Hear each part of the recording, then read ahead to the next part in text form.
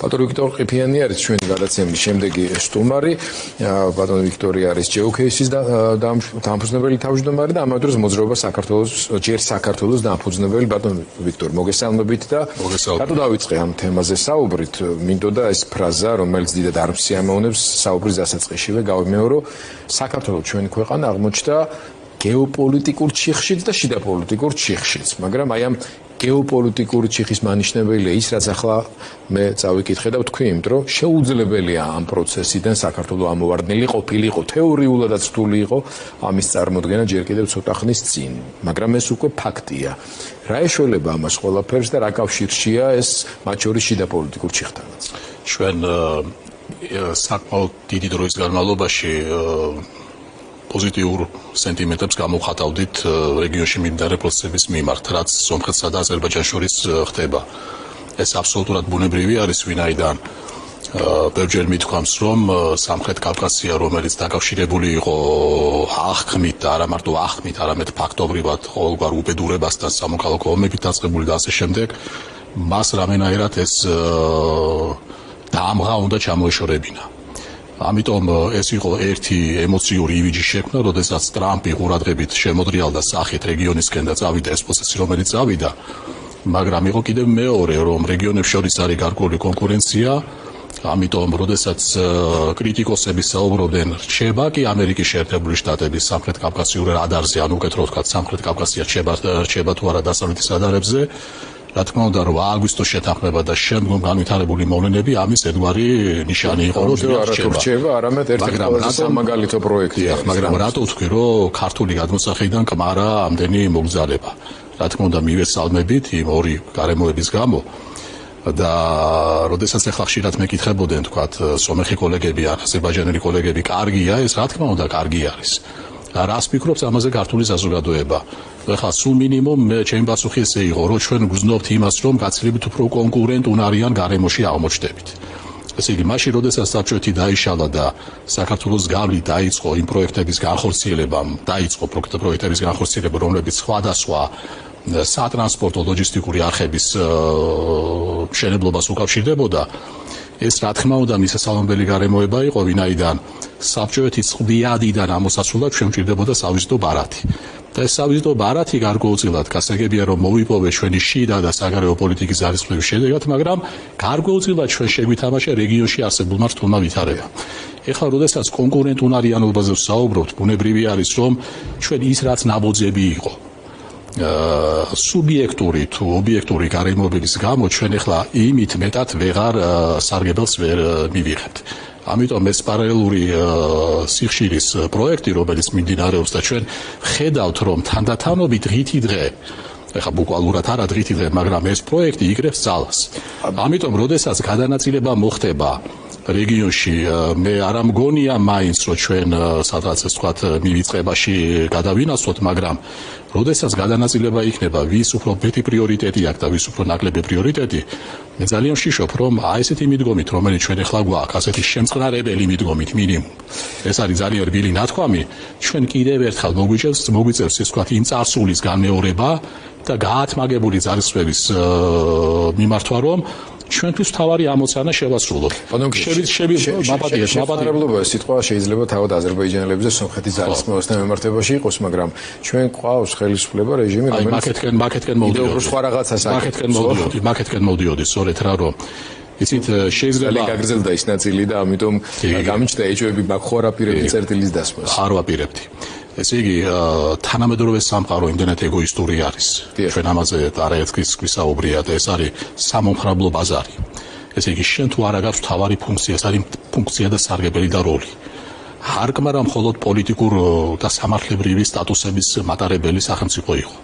აი ფუნქცია და როლი, რომელიც ჩვენ გვქონდა შორის გეოპოლიტიკური. მათ შორის გეოპოლიტიკური და გეოეკონომიკური. შეკითხვის ფორმულირებასაც მოვახდენ და იცით შეიძლება აგრძელეთ ამაზე პასუხი, რომ შტაბ-შტილება რჩება ასეთი, შეერთებული შტატები, ევროკავშირი, ამავე დროს სამხრეთ კავკასიას უყურებენ როგორც აღმოსავლეთ-დასავლეთის დაკავშირების არხს და რესურსს და საქართველოს დღევანდელი ხელისუფლება, ვინც საქართველოს სახელით იღებს გადაწყვეტილებას და მოქმედებს რეჟიმი, მუშაობს ჩრდილოეთ სამხრეთის ღერძის განვითარებაზე უფრო მეტად.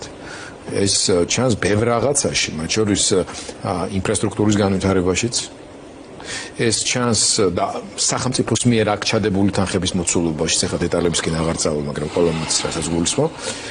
ეს ჩანს მათ შორის დამოკიდებულების ხარისხის დისბალანსში, რომელიც იცვლება ჩვენს თვალსა და ხელს შუა, სწორედ ფორმულას მეშვეობით, გუშინ ელისო ჯარიაშვილის დამსახურებით, ასე ვთქვათ, გასკდა მნიშვნელოვანი სკანდალი და ამბავი არა მარტო ის, რომ ისეთი რაღაცეები გამოაქვეყნეს საჯაროდ, რაც არ შეიძლება როგორც კომერციული საიდუმლო ქვეყნდებოდეს, არამედ მისი შინაარსი, ვინც ნახა ეს და ვიცით ჩვენ ციფრები უბრალოდ ამაზე ნაკლებად ვსაუბრობთ, ან არ ვსაუბრობთ, არ ვასახელებთ, ხედავთ ჩვენ იმას, რომ დამოკიდებულების ხარისხი რუსულ გაზზე საქართველოში იზრდება, სრულიად დისპროპორციულად, აზერბაიჯანთან ჩვენი სტრატეგიული ურთიერთობის სარგებელი ნელა კლებულობს და ქვეყანა, რომელსაც ჰქონდა ამბიცია ენერგეტიკული დამოუკიდებლობის კუთხით მიეღწია, ასე ვთქვათ, რუსეთთან შედარებით ნულოვანი ნიშნულისთვის, კვლავ ვარდებით იმ ხაფანგში, რომლის შედეგებიც არაერთხელ გვიწნევია. ანუ ჩვენ ვსაუბრობთ ახლა ამ შემთხვევაში არა მარტო რაღაც შეუგნებლად, რაღაც კონკურენტულ გარემოში სისუსტის გამოვლინებაზე, არამედ სრულიად გააზრებულ გადაწყვეტილებებზე, რომელიც ქვეყანას განსხვავებულ გეოპოლიტიკურ დანიშნულებას ანიჭებს, რომელიც დასავლეთის მიღმა კი არა, წინააღმდეგაა რუსეთის სასარგებლოდ. ჩვენ შეძლებულად გვესმის ერთმანეთის და სწორედ აზრის შაშლა იმაში მდგომარეობს, რომ შეიძლება ქვეყანაში მოშალო პოლიტიკური სისტემა. შეიძლება ნულამდე დაიყვანო სამართლის უზენაესობა. შეიძლება ბოლო მოუღო ინსტიტუტებს. ეს ყველაფერი მაინც აღდგენადი არის. დროთა განმავლობაში, რა თქმა უნდა საზიანო არის, რა თქმა უნდა მტკივნეული არის, რა თქმა უნდა უაღრესად ნეგატიური არის, მაგრამ აი შემთხვევით არ თქვი იმ ეგოისტურ სამყაროში, რომელსაც ჰარკმარა მხოლოდ იყო მომხმარებელი, არამედ უნდა იყო კონტრიბუტორი. და როცა შენ კონტრიბუციის სახით ერთხელ გარემოებათა გამო ვიმეორებ იძენ ფუნქციურ დატვირთვას და სარგებლიანობას, როდესაც საშინაო და საგარეო პოლიტიკის გამოისობით ხდება აი ამ ყველაზე საკვანძო ელემენტის მოშლა. ვიმეორებ დანარჩენს ყველაფერს ეშველება, მაგრამ ამის აღდგენა შეიძლება ისე ვთქვათ ავტომატურად არ ხდებოდეს და ამას არათუ დიდი დრო დასჭირდეს, შეიძლება რაღაც გარემოებების გამო შეიძლება ვერც მოხდეს.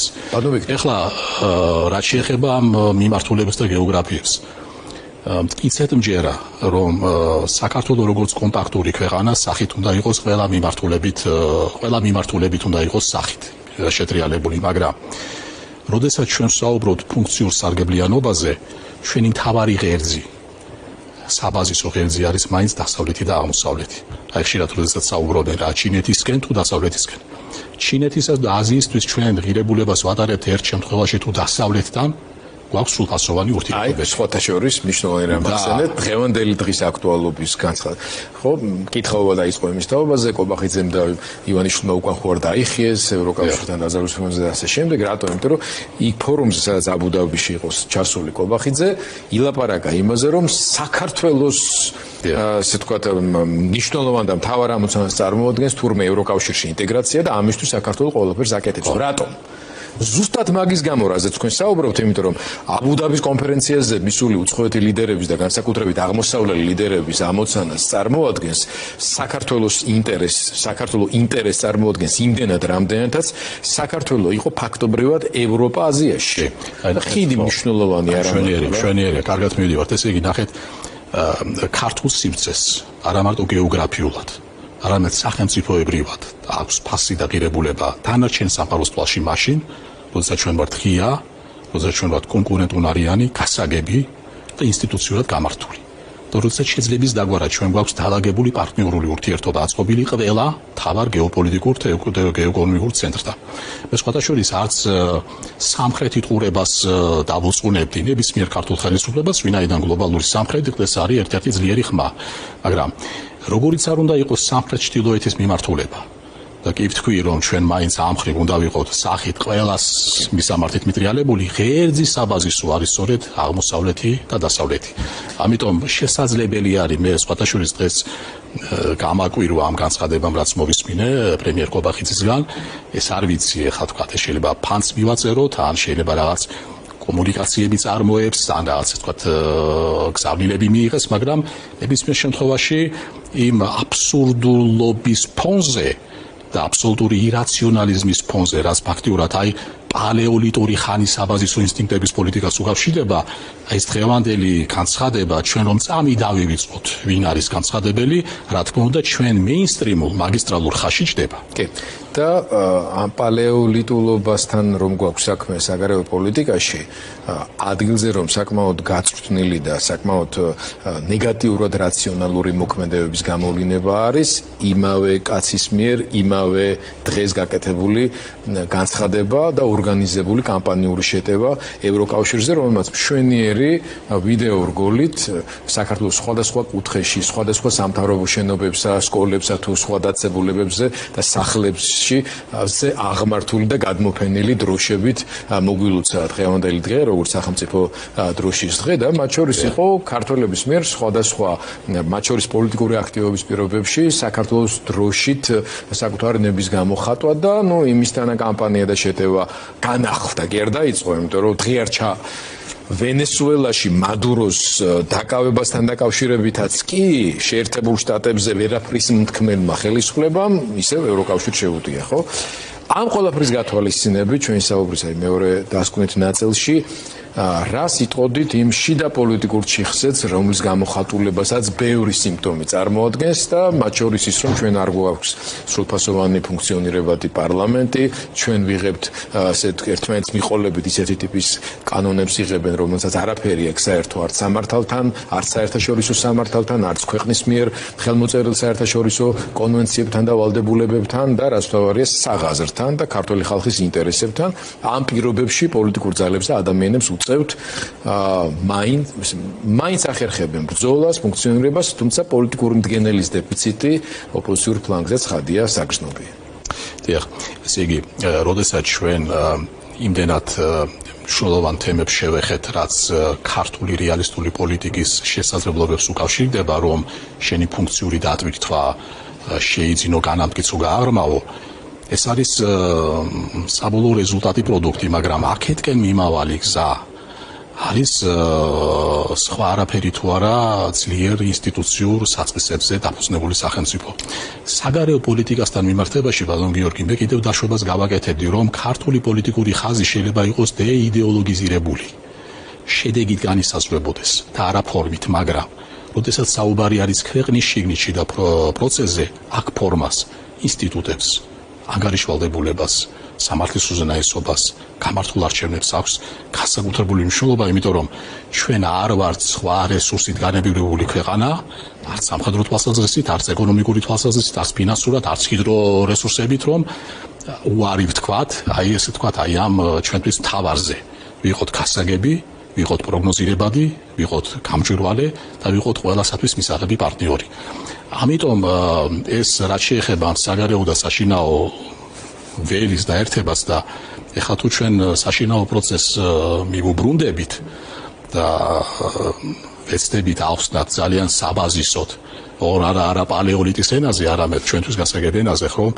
ესე იგი, სისტემა, სადაც ადამიანის ბუნებისთვის თანხვედრი არის მომხვეჭელობა და სიხარბე. და ეს არ არის ქართული ფენომენი მხოლოდ. ეს ნებისმიერი ერისათვის დამახასიათებელი ფენომენი არის, მაგრამ ამის ზღუდე სწორედ არის ის ინსტიტუტები, ის გამართული პროცედურული დემოკრატია, რომელსაც ჩვენ ვერსად ვერ გავექცევით. თუ გვინდა ავაშენოთ ნორმალური სახელმწიფო და ქვეყანა და როდესაც პროცედურული დემოკრატია არის მოშლილი, როცა ფორმალური ზღუდეები პრაქტიკულად არ არსებობს, ეს სიხარბე, მომხვეჭელობა და ეს ინსტინქტები ვიტყვიან აი აბსოლუტურად რომელსაც შეგნებლად ახალისებს თავად ამ ქვეყნის ჩრდილოვანი მმართველი და მე უკვე უმაღლეს სიმაღლეში და მე უკვე იჭერს იმავე ადამიანს. აი ეხლა ვხედავთ კიდევაც ჩვენ როდესაც ერთი სიხარბის ცენტრი უნდა დააბალანსოს მეორე სიხარბის ცენტრმა. არა ინსტიტუტმა, არა პოლიტიკური კულტურა, არა იდეოლოგიამ, არამედ აი საბაზისო ინსტინქტები და გააჩნია ამ ბრძოლაში ვისი საბაზისო ინსტინქტი უფრო ძლიერი და უფრო მომხვეჭელი აღმოჩნდება. და ბოლოს თქვენი პროგნოზიც და თქვენი ვარაუდიც რამდენ ხანს გამომართლებს ივანიშვილს ამ მეთოდებით მართვა საქართველოში პირველ რიგში რა გავლენას მოახდენს ეს იმ ინფრასტრუქტურაზე იმ ვერტიკალზე რომელიც ქართული ოცნების მმართველობით სისტემის სახით მანვე ჩამოაყალიბა როცა მის ყველაზე გამოკვეთილ ყველაზე იდეოლოგიზირებულ ყველაზე საპატიო და მისგანაც და მისი ხალხისგან პატივნაცემ ადამიანებს ახლა პატივს ყრის პირდაპირ ნიშნავს რთული შეკითხვა არის შეკითხვა რომელიც გარკვეულწილად მოითხოვს არც თუ სასიამოვნო პასუხს და რაში გამოიხატება ეს უსიამოვნო პასუხი. როდესაც ჩვენ ვსაუბრობთ ქვეყანაში პოლიტიკური სისტემის შეცვლაზე, პოლიტიკური რეჟიმის, მოდით ვაღიაროთ, რომ იმ წინააღმდეგობის გარდა, რომელიც ქვეყანაში არის, სხვა წინაპირობები იმდენად გამოკვეთილი არ არის, რომ სისტემის ცვლილება განაპირობოს. ეს არის პირველ რიგში ეკონომიკური კრიზისის არქონა. ეხლა ისე არ მინდა გაიგოს ჩვენ მომსმენელმა რომ ჩვენ ეკონომიკური კრიზისის აპოლოგეტები ვართ, მაგრამ ყოველ შემთხვევაში ასე თუ ისე მაკროეკონომიკური პარამეტრების კუთხით სისტემა მუშაობს ისე რომ ჰასტუ კრიტიკული მასა ქართველი ამორჩევლის არის იძულებული თუ არა შეგნებით იძულებული მაინც გადადგას ის ნაბიჯი რომელიც მოსალოდნელი არის რომ გადაიდგას ამ ვითარებიდან გამომდინარე. სტატუს კოს ცვლილებაში ჯერ კიდევ უფრო მეტ საფრთხეს ხედავს ვიდრე აი ამ ძიმე მდგომარეობის ეს გარდამაგის არიან სტატუს კოს ლოიალისტები, რომლებიც სოციალური პროგრამების მაგრამ ხო ფინანსური მართვის ფინანსების აი გასამხედროების აი ვიაპონიზაცია ასეთ ტერმინი არის, მაინც ასე თუ ისე ნეფსით უნებლიეთ ერთგულებას ინარჩუნებენ. მეორე საკითხი რაც არის და ასევე უნდა ვაღიაროთ რომ საერთაშორისო კონიუნქტურაც ვშიშობ რომ ბოლომდე მაინც იმ დონეზე არ უწყობს ქვეყნის შიგნით ცვლილებებს ხელს როგორც ჩვენ ამას ვისურვებდით. ამის მაგალითი არის შეერთებული შტატების შიდა და საგარეო პოლიტიკა, ამის მაგალითი არის გარკვეულწილად ევროკავშირიც, რომელსაც შეიძლება პოლიტიკური ამბიციას და სურვილიც მეტი ქონდეს, მაგრამ ინსტრუმენტები არ ქონდეს შესაძლისი. აქედან გამომდინარე ჩვენი ამოცანა ალბათ ამ ვითარებაში არის ის რომ და სანამ ვთქვათ ბოლო თეზას ვიტყვი რომ რა თქმა უნდა ეს სისტემა არ არის თვითკმარი ეს არ არის პირველ ჯერზე გაკეთებული ჩემი მხრიდან განცხადება ეს ადრე თუ გვიან საკუთარ თავს დაასამარებს და აქ ალბათ თავარი საკითხი არის დრო და რის ხარჯზე რა საფასურის გადახდა მოგვიწევს ჩვენ საამისოდ მაგრამ ამავე დროს პროცესს უნდა შევხედოთ მოთმინებით პროცესს უნდა შევხედოთ რეალისტურად და ჩვენი ამოცანა ამ პროცესში ყველაფერთან ერთად არის რომ ის დემოკრატიის კუნძულები რაც ჩვენ დღეს გვაქვს ეს მედია იქნება სამოქალაქო სექტორი პოლიტიკური პარტიები ხო რაც შეიძლება მაქსიმალურად ბრძოლის უნარიან ფორმაში შევინარჩუნოთ მანამ სანამ ის ახალი ჩვენთვის სასურველი თავი არ დადგება. მადლობა ბატონო ვიქტორ, მადლობა თქვენ კეთიანი იყო საინტერესო მოსაზრებებით შეფასებებით მას და მშვიდობებით